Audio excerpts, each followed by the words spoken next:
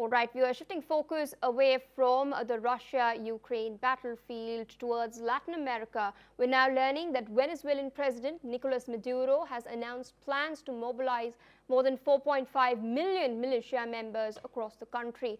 This follows new U.S. measures that have included doubling the bounty on his arrest to $50 million and reports of a possible U.S. naval deployment in the Caribbean. Meanwhile, a Pentagon official clarified that no American ships are currently near the Venezuelan waters, while the White House has repeated its position that Maduro is not a recognized legitimate president. Let's in fact listen in to how Maduro has reacted. Dos, rechazamos de manera categórica las órdenes del gobierno de los Estados Unidos de desplegar fuerzas militares bajo pretextos falsos con la clara intención de imponer políticas ilegales, injerencistas y contrarias al orden constitucional de los estados de América Latina y el Caribe. 3. Denunciamos ante el mundo que el despliegue militar estadounidense en aguas del Caribe, disfrazado de operaciones antidrogas, representa una amenaza a la paz y a la estabilidad de la región y constituye una violación flagrante del derecho internacional.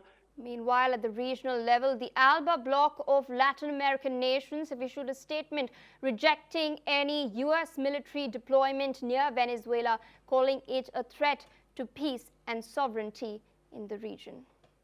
Meanwhile, joining us on the broadcast is Ross Seingold. He's a political analyst joining us from Taipei. A very good afternoon and thank you for speaking to NewsX World. High-octane developments are taking place in Venezuela.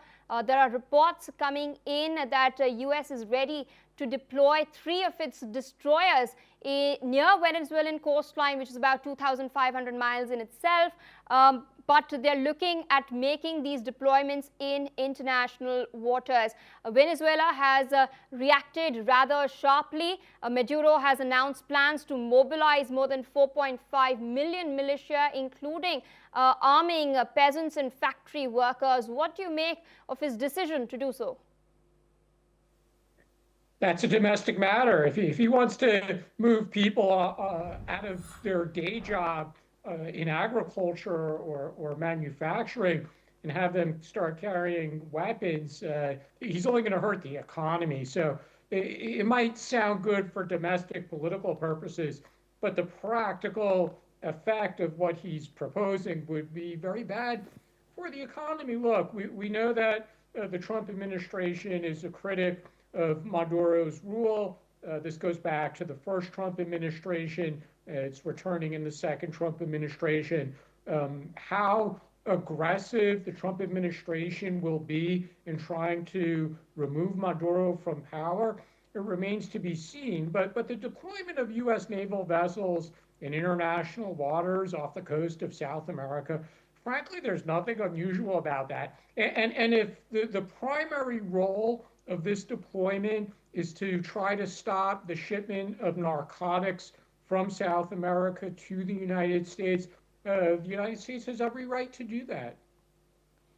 Indeed, as you've indicated, this is what is the U.S.'s formal line as well. They claim that this entire operation, this exercise is being done in order to halt the transfer of narcotics into the United States of America from Venezuela. Reports are now indicating that about 4,000 sailors and Marines are expected to be committed to this effort, and that several P-8 spy planes and warships could also be deployed over the next few days in order to curb what the U.S. is terming at the moment the flow of drugs from Venezuela to the United States of America.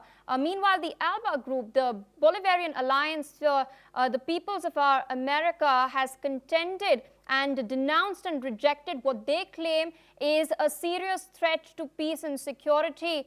And they've also stated that the U.S. accusations as far as the narcotics transfer is lacking legal support and is harassment of the administration in Venezuela. What do you make of this reaction by the ALBA group as well? Because they're claiming that the actions by the US government are aggressive and are a threat to Venezuelan sovereignty.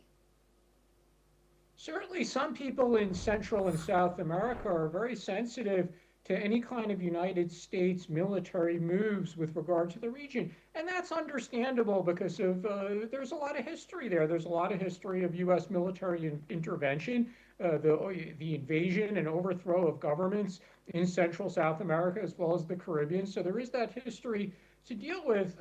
So people are sensitive to that. They're sensitive to U.S. deployments in international waters off the coast of Central and South America.